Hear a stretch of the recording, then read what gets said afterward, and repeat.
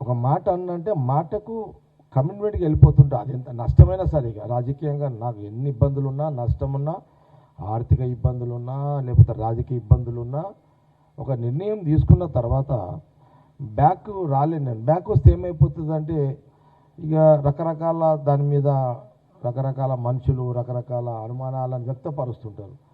జగ్గారెడ్డి తగ్గిండు అని అంటే ఏదో మాట్లాడినట్టున్నారు, ఏదో కొట్టినట్టున్నాడు, ఏదో వేసుకున్నాడు, ఇవన్నీ వస్తాయి.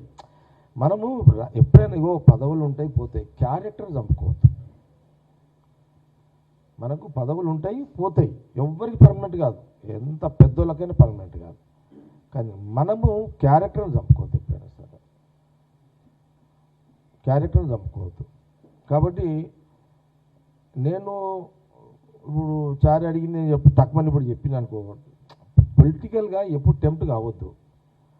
మనము ఎమోషన్లో కోపంలో నిర్ణయాలు చచ్చిపోతాయి, ఆలోచనలు చచ్చిపోతాయి.